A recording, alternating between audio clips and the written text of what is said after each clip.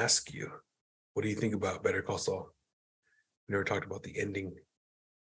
The last podcast we did, like the main one, which is me and you. We talked about you like getting ready to see the last season, but you never talked about the ending. What you thought of it? I have to remember. I mean, I know I loved it. I just can't remember exactly what it was. Like the last season. I have to rewatch that. I'm going to rewatch that series. I rewatched Breaking Bad a few months ago, but I should rewatch Better Call Saul. I think it's all on Netflix now, right? Yeah. Oh, yeah. So good. I showed you that Breaking Kitchen, right? The Hell's Kitchen, but with Better Call Saul. Yeah. Oh, okay. Or with Breaking Bad. Okay. I made sure I want to send Whoever you that. edited that was like a genius. Oh, yeah. He has 2 more up, and they're actually pretty darn good still. Oh, really? Same concept or what? They bring in Danny Trejo because he was on Hell's Kitchen. Because it's funny because I watched Hell's Kitchen too, so I know. So he was a judge on one of the episodes. So they bring him in and use the part where he gets killed in Breaking Bad, and they use it in Hell's Kitchen too. It's hilarious because anyway. I'll send you the link to it. Yeah, send me that one too. That's hilarious. The one you said was hilarious. It was Tuco, and Walter, and then Gus going at it. Yeah, and it made it look like they were like all competing with each other.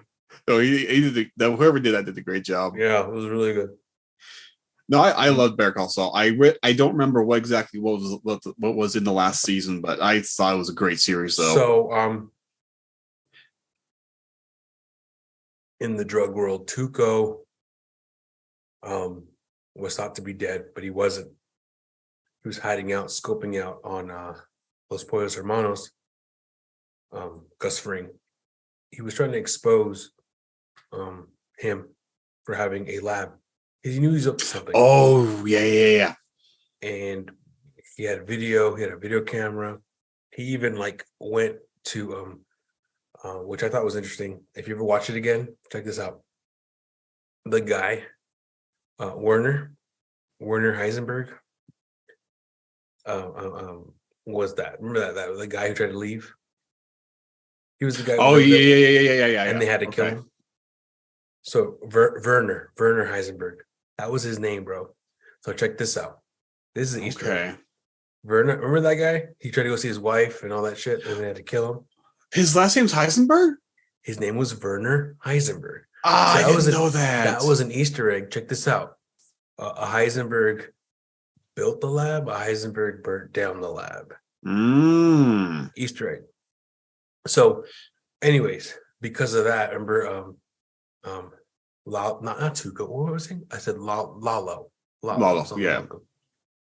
He went all the way to fucking Germany to find his wife and find. I remember that. Man, so he did all that to find out who made that piece. Like, how did he die? Just to find out that he was working on something in America. And that's how he finds out. He goes through all that to find out that Gus is running a fucking underground lab or something. He goes to the lab, and that's where they have the showdown. But Gus had the upper hand because he knew that once Lalo, they knew he was alive, that he was going to come for him. So he was ready. Got him.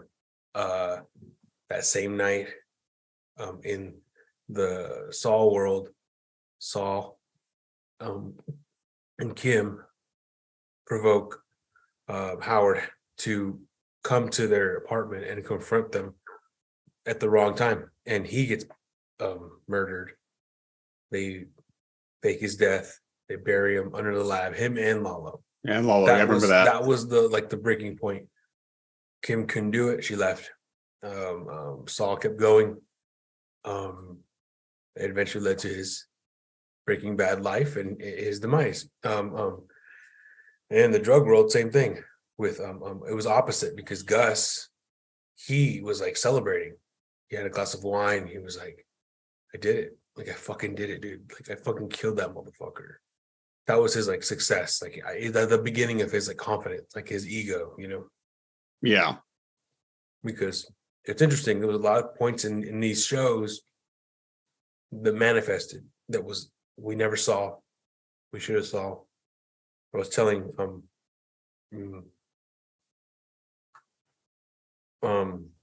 someone at work about it. In the first scene of the first episode of Better Call Saul, Jimmy and Kim goes to the parking garage and smoking a cigarette, and you could see the way the lighting is. It was like bars.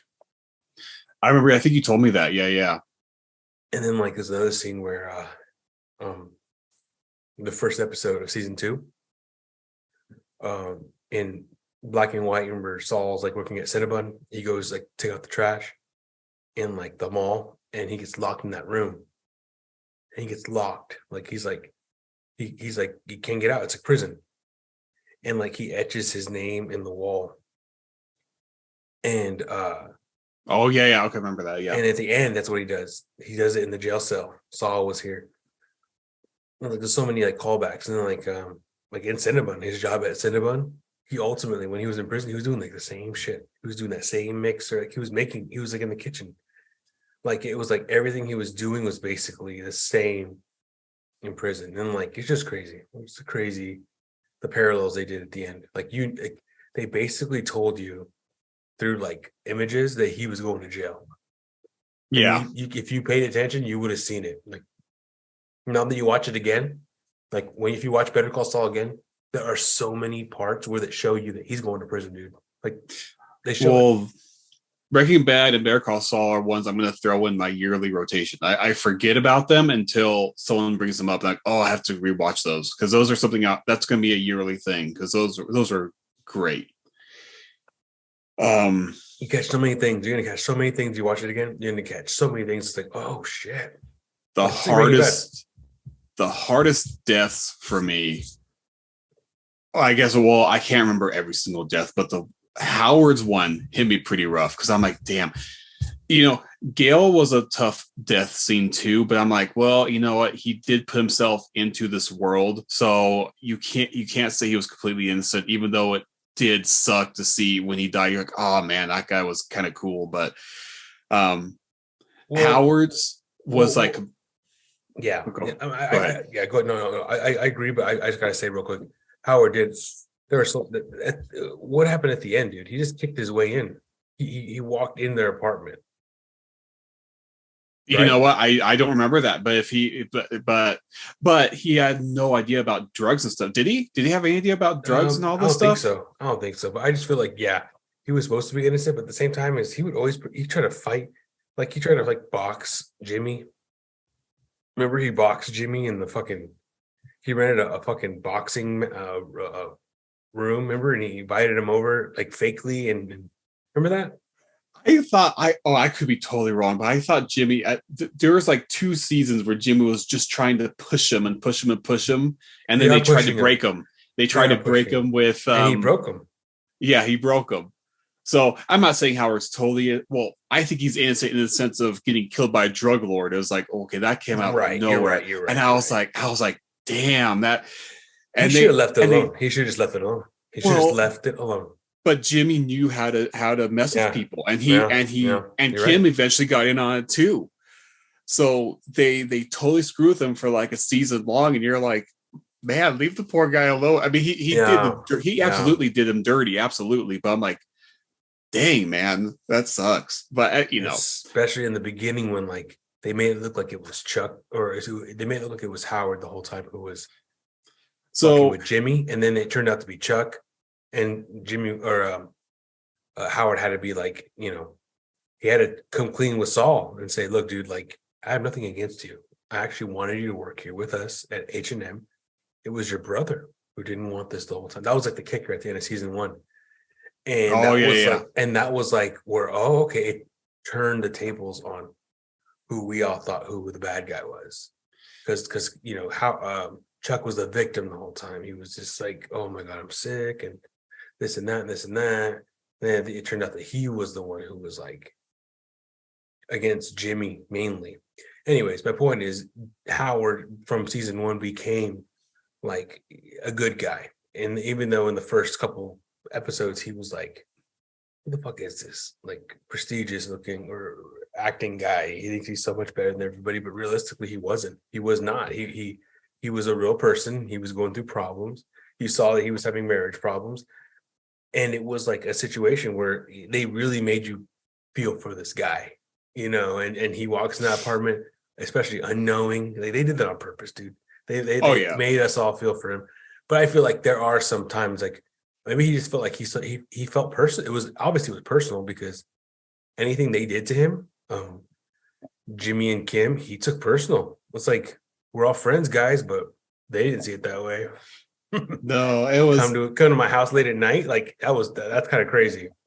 It was, but that's what Jimmy, in the end, that's what they want. They want him to go crazy. I can't remember for what exactly, but they want him to go crazy and lose everything for some reason. I don't remember why. But Kim pushed it toward the end. Kim pushed it. But Jimmy was like, "I'm gonna leave it alone, dude. I'm gonna leave it alone." But as soon as, that's exactly what they did, though. They made him for like 3 or 4 seasons. You didn't know anything about him other than he was a jerk. He would use, because he was a lawyer, so he knew all the laws to kind of screw with Jimmy or his brother. So he definitely wasn't perfect. But as soon as they started making him more in depth, and you're like, oh, I'm starting to like him, that's when they're like, nah. we're gonna make you like him just so we can rip it away. And you're like, yep, damn. And fuck. Chuck's suicide was pretty rough too, because they kept alluding to it with the papers and the fire, and then it was right after Chuck really told off Saul for the last time, and I think that's when Chuck was just like, screw it, like I really cut this bridge or burn this bridge for the last time, and now I have nothing else. So at that point, so he's trying to dig out, remember he was getting better, and then all of a sudden it switches where he's trying to dig out all the electricity again. He's like, I just can't do this. And he just burns himself. I was like, that's rough too. So even when these characters are being jerks, you're also like, damn, that still sucks though. Yeah. Well, yeah. Mainly Chuck, but because I felt like Chuck was like, he was having his own struggle in his head, and he showed it. And he really showed it when he was in court, and he was like testifying against Jimmy, and then he'll put that battery in his pocket. Yeah. There's a scene where he gets so upset that Jimmy did that to him that he just screaming out everything that somebody you could tell is insecure, as what they say in typical psychology is someone who's you're a loser, you're going to be nothing. Usually they're projecting, they're basically putting out everything that they have in their heart or in their in their spirit, and on their head, their topic, they're putting it on somebody else. You're never going to be nothing. It's because they feel like nothing, or they feel like they're not going to be nothing. And it's that typical sense where that's what he was doing. He did that in court, and everyone saw it. You're this, you're this, you're this, you're this, you're this, and it's you're describing yourself, bro. And we're all watching this fall apart, Yeah. And Jimmy was like, I rest my case. He was that desensitized to where he was like, see, that's him. This is who this guy is.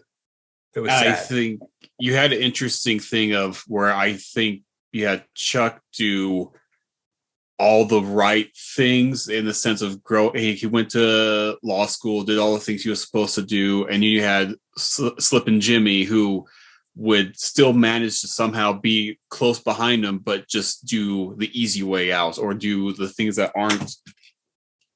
I dropped something.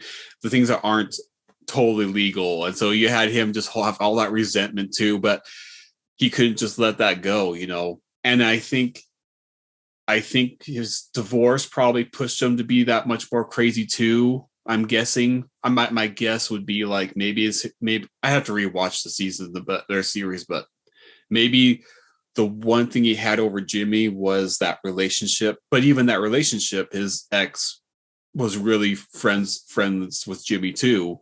So he sees Jimmy as also like, oh, he gets to come in here and also be best friends with my wife, and so this is very nuanced, which is what makes it good.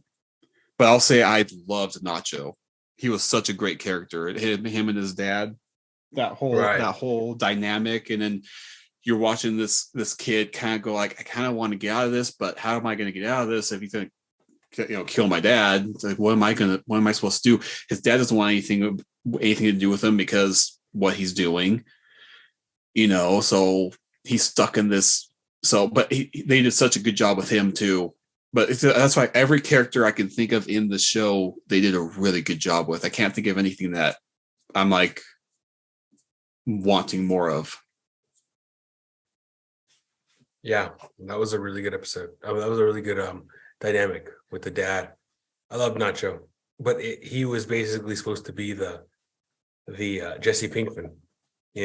That's who he was, 100%. That's true. I didn't make that connection. Well, mainly because of Mike, because that's where Mike.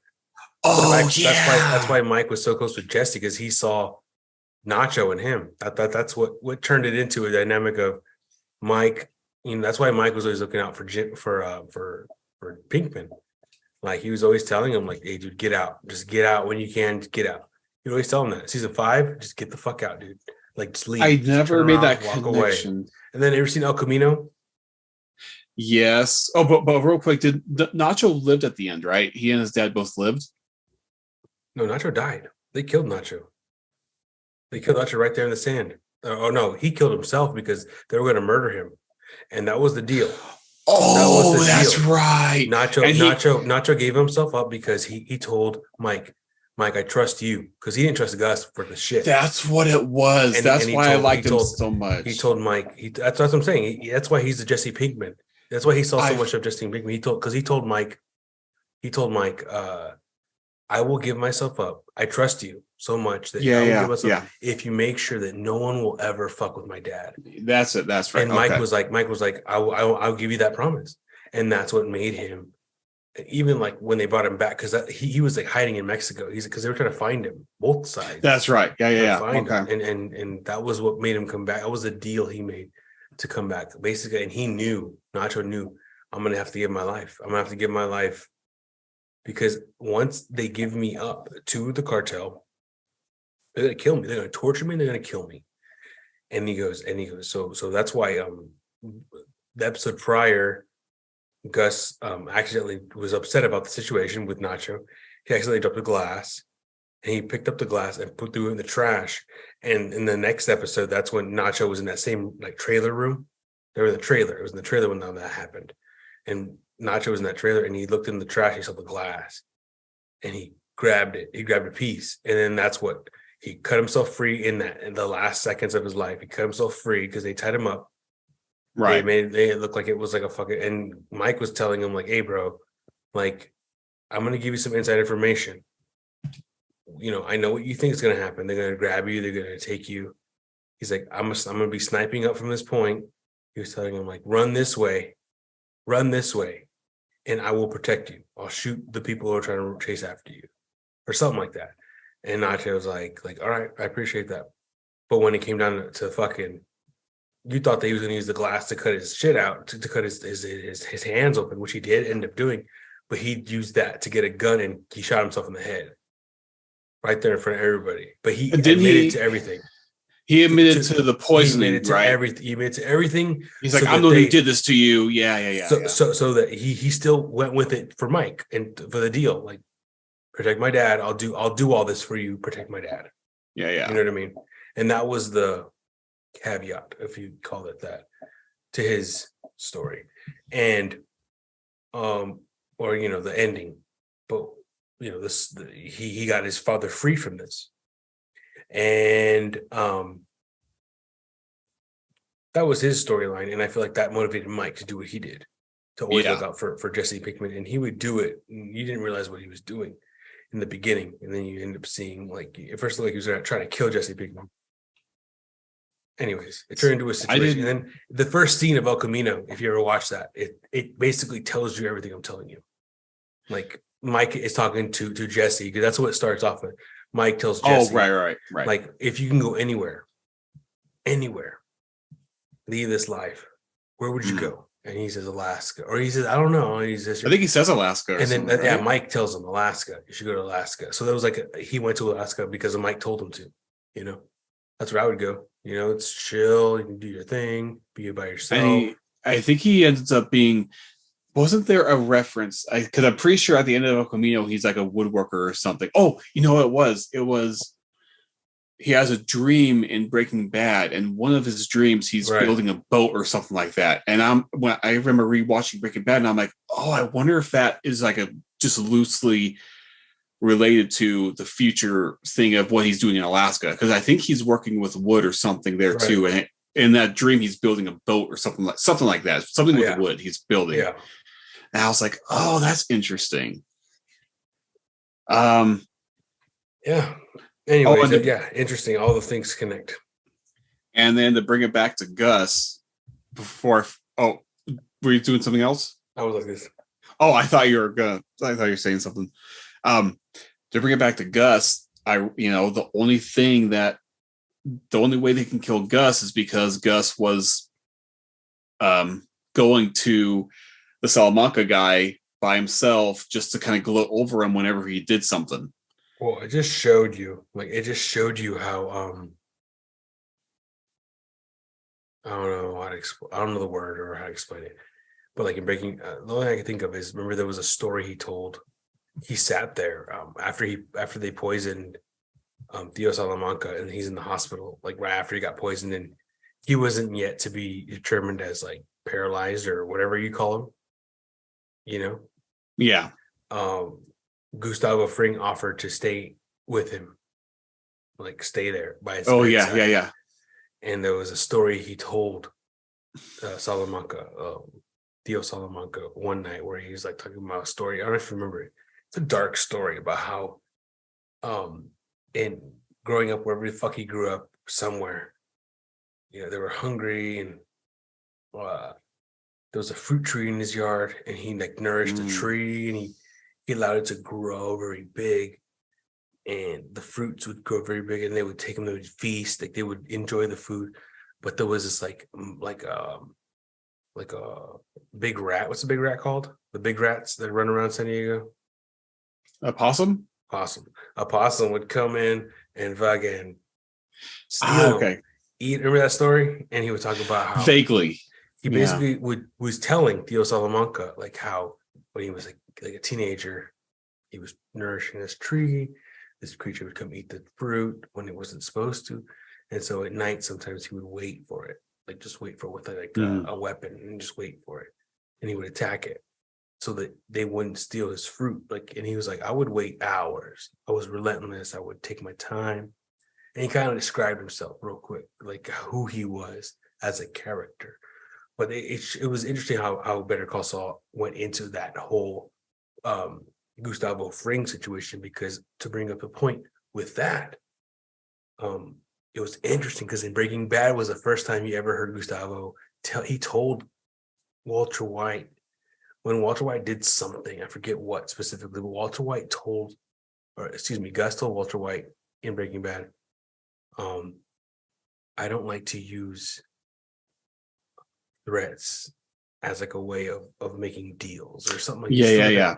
He makes that a point. But in Better Call Saul, he goes ham on people, and Mike is the one who tells Gus, I don't think that he tells him that. I don't think that using force like that is a good measure. Like, you got to be easy with them. You can't be going ham on them, Yeah. Mike was the one who instilled that in him, but it was in Breaking Bad that was kind of confusing, and it made sense when you saw Better Call Saul because they never explained it. Why he killed Gale. They took him out into the field, and Gustavo Fring goes up to him and tells him, if you ever talk to me or try to come to my people, I will kill you. I will kill your wife. I will kill your son. I will kill your infant daughter. Yeah. And that's where Walter White goes fucking like crazy and starts to fucking like he has to kill Gus. But he tells them like, keep working for me. And that's what Walter White's like, nah, you can't threaten me and still expect me to work for you. And that's what started the whole beef. But my point is, it's crazy to see how he told Walter, like in the season before, I don't use threat as a force. But then he ends up doing that, like basically threatening him. And it's interesting to see why. It's because he was always that way. But Mike tried to calm him down. And for a second, he lost it. When he met Walter White, he lost it. He lost all his fucking patience with him, which I thought was very interesting to see that dynamic. And also the tunnel underneath Gustavo Fring's house. Yeah. It explains in Breaking Bad remember when Walter goes right after he does that, Walter buys a gun, he goes into his house and he walks across the street and Mike calls him and tells him to stand down. And it's like, what? And you understand why in Better Call Saul, because he owns that block. Like he has people in fucking houses across the street looking down the street for him. That's crazy, bro. That's fucking crazy, bro. Stuff like that. Like that's literally like the same thing. They showed you things, why that that was so easy for them to do. Why it was so, why Gus was hot-tempered. He was always hot-tempered. He didn't hate, he fucking didn't like anybody. If you fuck with him, he'd fuck with you back instantly. You saw that with the fucking tequila. You know what I mean? All that fucking bullshit. You saw all that shit. It was interesting to me. Anyways, I'm going on and on. I was trying to think of a connection to all the characters, but I don't know if there is to every single one. But it just seems like pride, or I guess it's just the greed of wanting more, because Walter really was in a situation where he had it pretty good when he was working with Gus. So when you have Mike telling him like, we had a good thing going and you had to just go, and I'm kind of like, he did have a good thing going. He was making a lot of money. He had the whole thing set up. So why did he have to screw it up? And I think it's just because he just wanted, it's ego. He wanted to do his own thing. He said, remember in like one of the first episodes, I only need, $100,000 or something or so dollars. 737, because it was the same as much as the plane that crashed. Oh yeah, 737. So it's like that's all he needed, but then it's like there was never. And then, but he thought he was gonna die. He didn't die. Like that was the point. If I lived, or if he did. But anyways, I agree with you. He basically changed his whole fucking flow.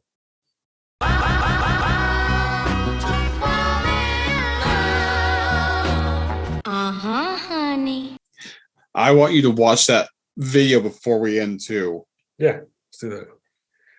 Big mistake one? Yes. And that's not even the whole thing. I think it's like the first 30 seconds or whatever. Okay, the first 30 seconds, watch it. I'm watching right now. There we go. I see it. Yeah, now I see it. About the battle in the throne room. A lot's been said about how bad the fight choreography is here, but there's one indefensible moment that occurs during this scene that is going to make your jaw drop. So let's get into it. Got this guy here. He's going up against Ray. He's got the staff-like weapon. Red guy? He breaks off into two knives, one in each hand. Now, as the fight progresses, you can clearly see he still has his two knives, one in each hand. He uses his right arm to grab onto Ray's arm, the one that's holding the lightsaber. Now, obviously, he's not able to use the knife in his right hand, but the clever boy that he is, he can use the knife in his left hand to stab Ray in the back. Ray's done for. This guy's clever. He's outsmarted her. She's vulnerable. Here it comes. Oh, wait. The knife has disappeared. The knife in his left hand has completely disappeared. I mean, it's not as if he dropped it or anything, or he got knocked out of his hand. Is Ray such a Mary Sue that her opponent's weapons are just disappearing into thin air? Is it that bad? And then if you go back a bit, you think, well, what was the point of him breaking off the weapon into two knives if you're just going to take away one weapon as soon as he has the advantage? But so there's nitpicking, and then there's like, if you have to edit a weapon out of someone's hand, but that's pretty bad. That's pretty bad. That's something that was because the edit alone is like, you know, he had two hands, two capable hands, and he was doing two capable things with both those hands. Yes. And it could have been a situation where, like, I mean, I've heard of situations, I've never been in them, but I've heard of, you know, secondhand from things that, you know, there have been situations where it's like, people don't talk about it, they don't want you to know about it, but it's like do this, you have to do this, and you, like, the editor has no choice, like, just do it. Absolutely. I'm not blaming the editor, I'm blaming I think whoever is in charge of the choreography is like, hey, you really dropped the ball. Like, you know, you have people do stupid things in fights. I get it. I'm not expecting, but when you see just straight up, just take it out. Be like, what do you mean just take it out? Right. How are we exactly? Exactly.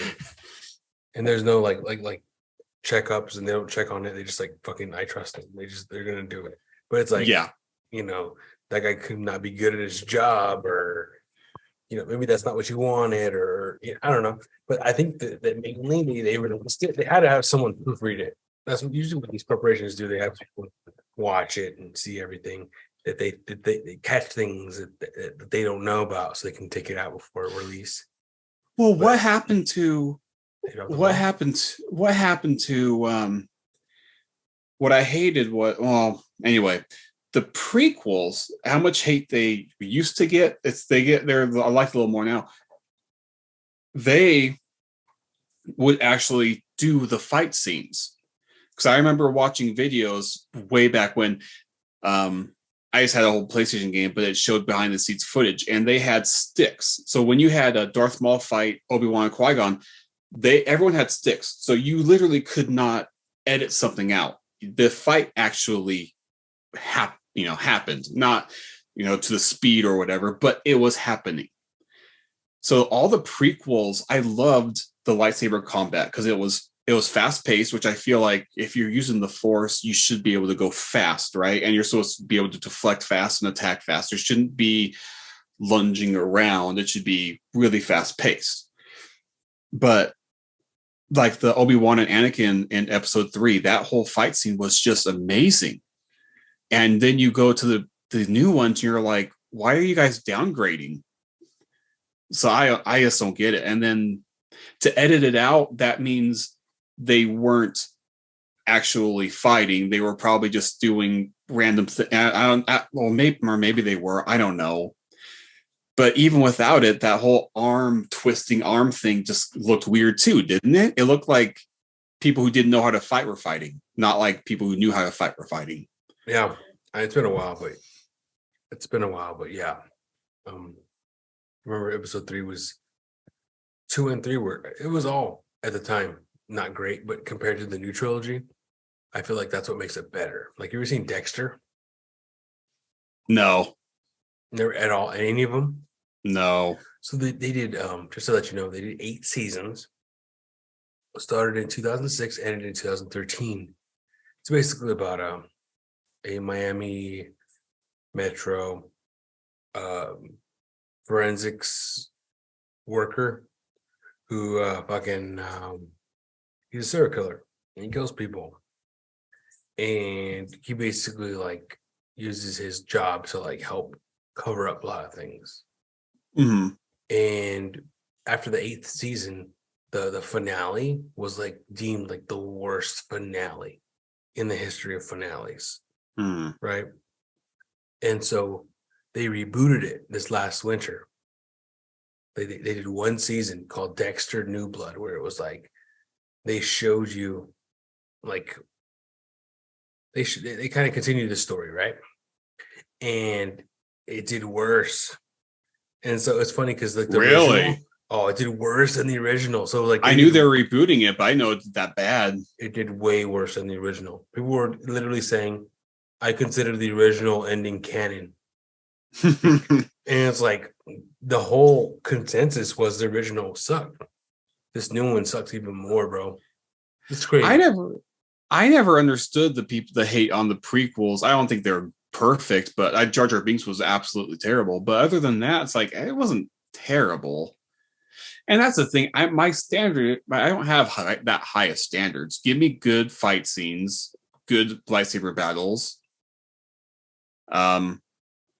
Dexter, I had no idea it was that. I had friends growing up. I mean, that was 10 years ago when that was popular or something like that. Because I remember people talking about it a lot, but I didn't know that finale was that bad.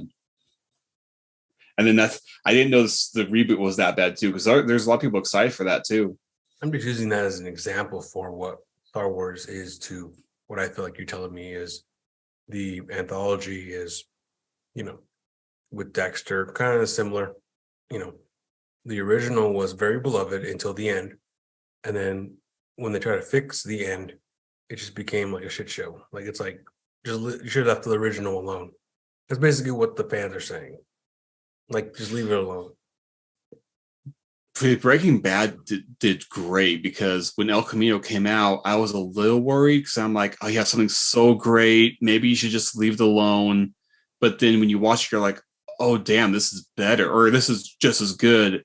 And then Better Call Saul, you're also kind of like, okay, I like Saul, but this is kind of scary. Every time they add something new, it's scary because you're like, you could totally screw everything up. But like, okay, this is kind of scary. But then you, oh my god, this is great too. Like, wait a second, this doesn't usually happen. So they nailed it. And Dexter, maybe they should have learned that from Breaking Bad. Instead of a reboot of a series, maybe just make a movie and see how well that does first. Make like a little hour and a half wrap up or something, and then see if people like it. Well, one thing I can tell you for sure that I know about Dexter is that they did this thing where the first 4 seasons they had like a certain people writing it, and then they decided to switch people at the last 4 seasons. And there's literally like 2 Dexters. There's like 2 Dexters, the first 4 and the last 4. 2 completely different stories, which are like love it or hate it, but there's a lot from each side that I love and hate. But ultimately, they're 2 different stories, and it's interesting to see the dynamics because, like, Dexter's in the original 4 was like, for example, is someone who only strikes at night. He's not he doesn't want to be seen. He hides. He picks locks. But in the last 4, like, he does murders out in the open. He's more like brave. He gets in a lot more trouble, but it's like a different character midway through. It's interesting. Did you ever watch Heroes? Never, but I've heard many great things about it. It was really, I thought, well, I mean, this is a long time ago, so I don't know if I feel the same way now, but back then I really was into it. But it was one of those ones that got hit by the writer's strike. So it was great up until like all of a sudden they had you had all these characters kind of introduced and you're kind of interested in them. Then all of a sudden you just saw within like 1 or 2 seasons, they're like, or maybe it was like 1 season, they're like, we got to wrap it all up because we can't do this anymore. So all of a sudden, all these characters and everyone's just totally like, oh, I guess nothing's happening anymore. And then it just ends. And you're like, well, that kind of sucks. But I think Lost was also hit with the writer's strike, if I remember right, if it was around that time. Because there's a few shows that were really good, and then there's like a couple seasons where you're like, wait, all of a sudden nothing is connecting, nothing's adding up. And it's just because they had to just like, all right, well, we have no one writing it. So I got into the show Severance on Apple TV. That was pretty good. You too? Me too. It's getting hit with the writer's strike, so I don't know. I think the second season might be delayed because of it, but I'm really looking forward to it. Holy shit, really? That's so cool. I love that. I thought I'm going into it, I thought, we'll see how it is, but I really fell in love with that show. Me too. The theme song like haunts me. I don't remember. I'll have to look it up. Pay attention to it. Because it's not a good, it's like a sad sounding song. And it's I don't like it. What bummed me out was that I thought thought that show has been out for years. So I went into it thinking, oh great, I'm gonna binge watch this. I thought it had at least 2 or 3 or 4 seasons. I thought I was gonna binge watch the whole thing. And then it ends and I'm like, oh crap. If I would have noticed one season, I probably wouldn't even gotten into it. Oh really? That's crazy. But I really like that one, because then did you watch the whole season? So you were done with it, right? The whole season. Okay, I watched it all. So yeah, you're like, I forgot I watched it. That's so crazy. You fucking mentioned that. I would never have told you that. I forgot I watched it. I just kind of heard the synopsis one time and I was like, oh, it's interesting. You go to work, you have a separate, because I mean, everyone really does. You go to work and you just kind of have a different life there. Right. So I just thought that was kind of interesting. And then I heard it was somewhat not kind of depressing, and I'm into that kind of thing. So I'm like, I'm going to try it out. And I was like, oh damn, this is good. Because then you have this other personality not liking the other one, and then you find out the woman, because the whole time you're like, well, who's this woman then? And you're like, oh shit. Right. Oh, so they push it. Yes. Yeah. So it's awesome. But yeah, and that was the last scene. The last thing you saw was he tries to warn his sister. Well, everyone wakes up. Yeah. So now you're gonna have to think. But that's the last thing he says. He told his sister, "Hey, I know." Or he says, "What did he say?" He says, "She's alive." She's alive. Yes, that's what he says. Oh, which made him like, okay, did she hear it, or like, was it worth it? Did he make it? Did he get his message across? I think it's interesting. I'm trying to think. I don't know if anyone really succeeded, because the other guy was knocking on the guy's door. He didn't really do anything. Barely learning who they are. Which could be seasons. You could do seasons on that if you're a writer for that. They're barely learning who they are. And like, imagine like when they really find out who they really are, because they don't even know who they are. You're just kind of touching the surface, especially with that redheaded girl. Yeah, like you barely touching the surface. Like, who knows how deep that goes? She barely found out. She's like part of the reason why that shit's going on. Right. And the whole dad is like obsessed with whatever. It was a twist for me, because I thought the company was lying to her on the outside. So when she was like making videos saying, if you don't stop doing X, Y, Z, I thought, oh, the company's lying to her and telling her this or that. And then you find out, oh, she's in on it, the whole thing. And but it's interesting to think like it's someone like in real, like we all know, maybe, like there's people at work, for example, I'm not going to name them by names, who like will talk shit like, like I hate being here, it sucks, which is like, yeah, sometimes I feel that way too. But these people, certain people always verbalize this, but it could be a situation where like this, I forget her name in Severance, but that lady, she is, maybe she's really in real life uncomfortable with what she's doing, but she feels like she has to do it for her dad or whatever the fuck. We'll find out later, maybe. Yeah. But ultimately, that's how she really feels in this work world. That's her real, like, underlying, like, subconscious feeling of her being like, I don't want to do this anymore. I want to do something else, right? And maybe that could be the struggle, but I think it's really cool how, like you said, it made it look like in the beginning that, like, yeah, she was girl, like, in both lives were really against it, but at the end, one was all for it and the other one's not. Yeah. Which was like very, very interesting dynamic. And then also that one dude, the black guy, who was like, he was like, I bet you in my other world, I'm like fucking all these bitches. Oh. And then it turns out he sees his real son, and he's like, that blew him back. Like, I have kids out there, and he like fucking like that hit me hard because I have kids. Like, if I didn't know I had kids and I found out I had kids, I feel like I felt him. You know what I mean? I felt his fucking struggle too. Like, god damn, bro, like that's fucked up. Especially the fact that they showed it to him. Like, if they're trying to like coerce him into something, or like, why would you do that? Like, they woke him up. Like, if he would have never woken up, he would have never have been like a rebel. Like, you know what I mean? He would have been like just still going by the rules, didn't give a fuck. But they did that I forget why they did that. He hid something from another department. So we still don't know what these departments are making and why they are making them. We don't know what they're doing on the system. So remember, he took something from Christopher Walken's department where that was. Yeah, he took something from the other guy's department. Walk in the opticals. Right. I remember that. He took something. He took. Remember that part. He took something from there and hid it in the toilet. And the guy, we don't know why, but it must have been a huge deal because he woke him up just to find out where he put it. So we don't know because they went to that department and they're like making gardening tools, and you're like, why are they making gardening tools? But then these guys are on their computers doing numbers, so we don't know. So that's another huge thing: is what are all these people doing, and why are they doing it? We have no idea. And that's another thing where it's a good show, and I was not expecting it to be this good, but I'm like, okay, this is good. You know what's another good one I can recommend to you? I don't know if you'd ever be into it. It's called Beef. You see that one? No, I don't think I've ever heard of it. It's on Netflix. Just put in Beef, and I think it'd be best if you didn't know anything about it and just went into it blind, because I feel like we can all relate to it. Kind of like Severance. It's like we can all relate to it because we all have a work life and a normal life, and we wonder.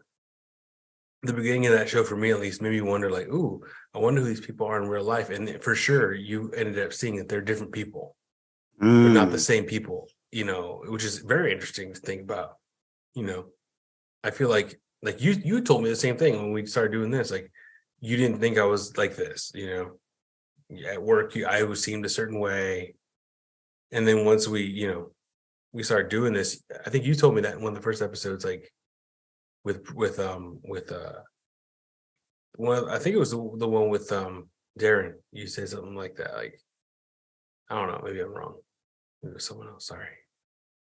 Anyways, I don't know. I usually have I don't know. I could kind of tell who I'd like to get to know more, and I don't know. You always came off as chill. Like Darren, ever since I don't know how long I've known him, but anyway, there's certain people at work. I'm just like, this is a cool guy. Like, I want to. So I don't know who said that. Maybe it was someone else. Sorry, I might have, because when you told me you did podcasts, I didn't expect that. So I could have been me. I easily could have been like, oh, I didn't expect. So no, that could have been me. Hey, but one thing we need to do before we need to be Switch friends. Oh, are we Switch friends? We're not Switch friends. I don't think we're Switch friends. Yeah, let me get mine.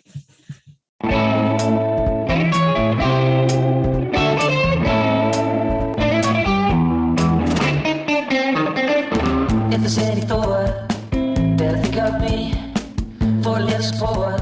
At a time of need, it'll be enough. I actually need to get new what are these called? Joy-Cons. I have to get some new ones because I'm having that thing that I read about online where one of these drags is like starts to sag. Oh, what? That's the last one. Oh, so there's I've done it to all mine. Like, I have so many Joy-Cons. I've done it to all mine. You go into Nintendo Help online and you send it in and they'll fix it for free. Oh, really? Pay for shipping. It's called Joy-Con Drift. Yeah, that's what it's called. Because I saw it online, I was like, oh, mine does that. I have so many Joy-Cons and they fucking twitch out for free. So I just need to buy a separate set then, so I can send this one in. I've been kind of wanting to buy. I hate when they have cool Joy-Cons come out, but it's only if you buy the whole Switch, because they had really cool Tears of the Kingdom ones. But that one just came out. Yeah, that's a good one. If you get it's cool, but you have to buy the whole Switch. No. You can buy it from like eBay, but it's like $200. Oh yeah, no thanks. Just for it alone. I like the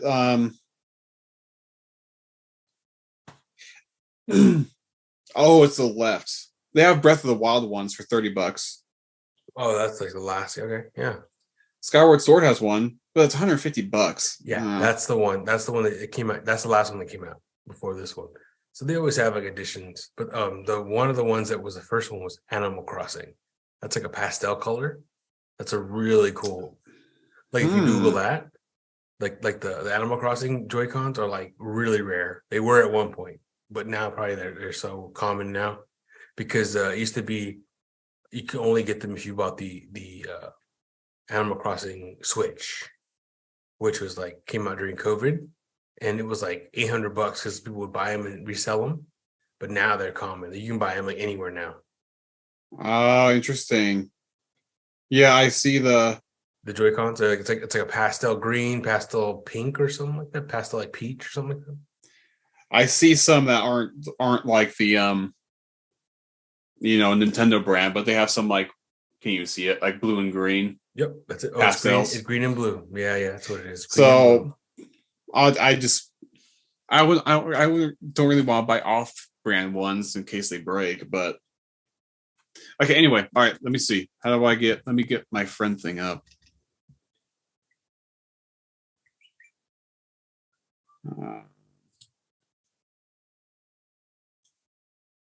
Search. Add friend. Search friend with friend code. I have mine right there. Can you see it? Can you tell it to me? Oh yeah, might be easier. 1018 4129 5906.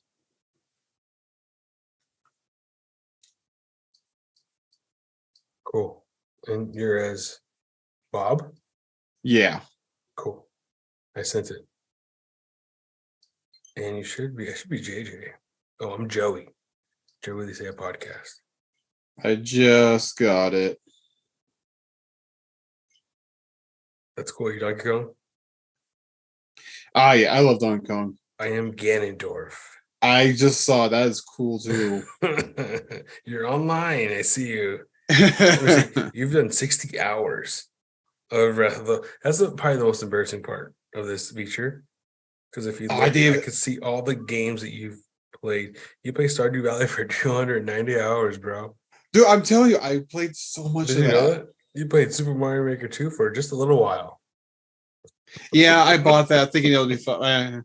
I loved it. I think it was fun. I told you, Stardew Valley, especially on the Switch, you could I just like watch TV as I just have it going, and yeah, easy 200 hours on that. Teenage Mutant Ninja Turtles, that's a good one. Shredder's Revenge.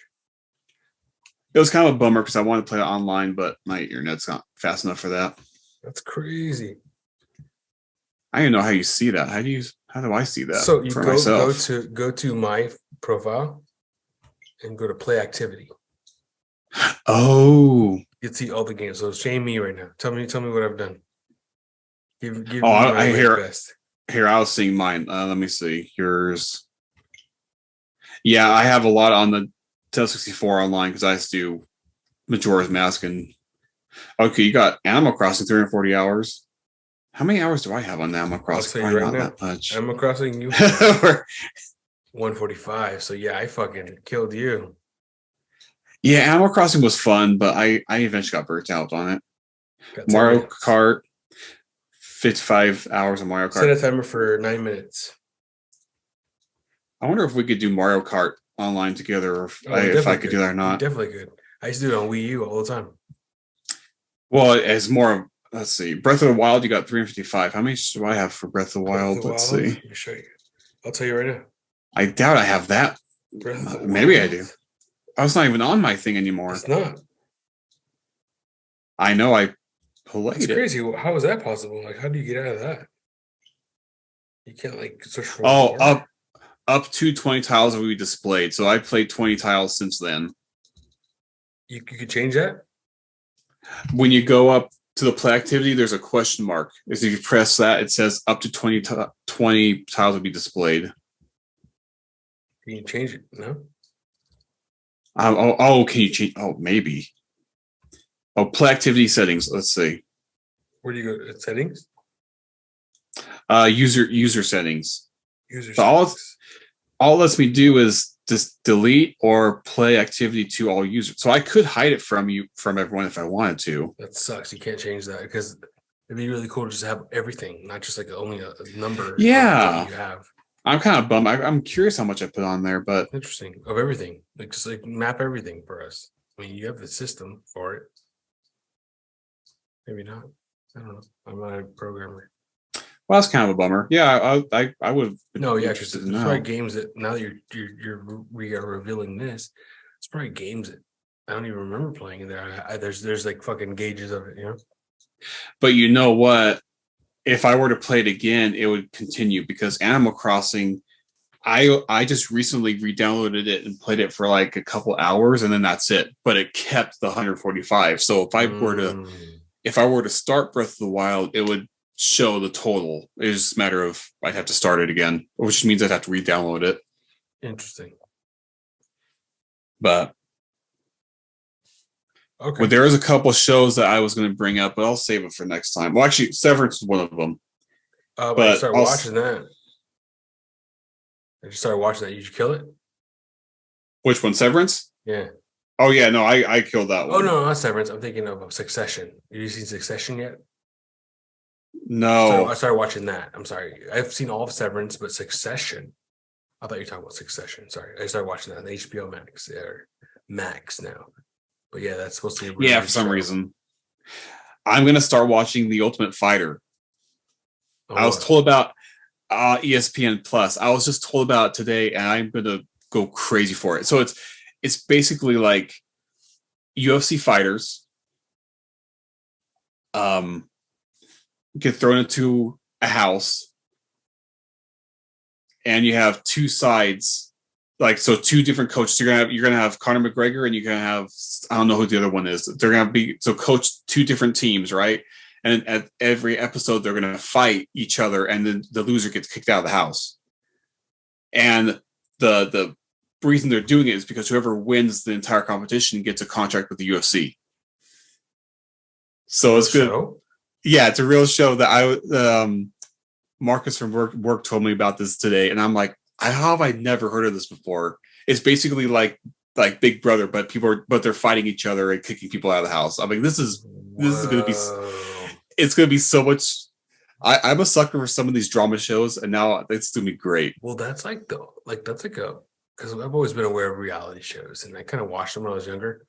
Growing up, it's drama, but this is that sounds like really appealing. Where it's it's a real skill that's getting people to the top instead of drama and gossip. That's usually the basis for these reality shows, gossip. That's how people win. They're the best at gossiping. But this is a test of who's the best at what fucking kickboxing and shit. So you'll still UFC, or just wrestling. I think they I don't know if they choose two at random, but just two people every episode will fight, and you'll still have the drama because they're still all in the same 100%. House or whatever. But it comes down to who's eat your shit. Yeah. That's so cool. I love it. So I'm excited. The first episode came out today of the new season, so I'm going to get into that. ESPN Plus. I didn't even know I had it, but I think it's with my Disney Plus, so I just signed in and it worked. I'm gonna probably follow you on this. You gotta remind me. I'm gonna watch this shit. I'm excited. I'm gonna start watching it tomorrow, at least the first episode. I might go back and watch previous seasons just because I think it's interesting. That's so funny. Yeah, but that's it. That's all I got. Cool, man. Hey, but that's something. If we watch that, then we'll talk about that too. Yeah, that'd be great. Let's do that. Let's do it. Yeah. Let's do just a podcast just on that. We could. We'll do bets on who's going to beat who. Right. Hey, man, thanks for this. I appreciate you. Oh, no problem. Thank you for this. Times. I appreciate you. Yeah. Also, I just want to let you know before I let you go, that lady, the sub sandwich lady, remember the shit sandwich? Oh, yeah. So I wanted to find the video. I saved it on my phone, but I can't find it because she deleted her profile because she was getting way too much hate. And she basically explained everything we talked about. She went into why she deleted certain videos, and anyways, it's over. So remember I told you I haven't released that episode yet, but there's an episode we did where we just did hot takes, and yeah, I haven't released that one yet, but I might release it with us right here talking, just this clip right here talking about that. What did it end with? How did it end? She basically told everyone to stop harassing her, and she's gonna delete her profile because she basically was like, no one's doing nothing. It's the over with. I left it. I'm over it. It's over. No one did anything, which is crazy. So it's kind of how I don't know. So I don't think that anything came of it because maybe she was lying, or I don't know. I feel like at least she could have said like, or because one in the beginning, she's like, she didn't get a refund. That was like the first red flag. Like, you didn't get a refund. That's the first thing they'd give you. The problem is everyone kind of wants clout for things. So it's like, how do you bring this to a court case and prove that? So, and that's the problem is that she could be totally telling the truth, and there really could be crap on there. But it's like, how would you prove it? And you can't just take someone's word for it, because that's going to end up opening up a big issue for everything else. I mean, we only got 2 minutes left. Next time we'll get into do you hear about the McNugget burning the kid's leg on 2nd-degree burns? No. And it's like, well, we'll bring that up next time. But basically, a lady's saying chicken McNuggets, she ordered them, and it gave her kid 2nd-degree burns on her kid's leg. And people are going like, they're hot, but to get a 2nd-degree burn, you would have to literally heat it up with like a torch and stick it on your kid's like leg for like 30 seconds. You can't just get it on accident. So it seems like she is very likely burned her kid just to get a lawsuit, and she won. But it's very much like, it's very iffy. But anyway, we could look that up later and talk more about it. Right. But all right, man. Hey, man, thank you for this. Thank you. I appreciate you. You too. Take care of yourself, and I'll see you soon. Yep, I'll see you in a couple days, probably. A couple days, yeah. Yeah. All right, man. You have a good night.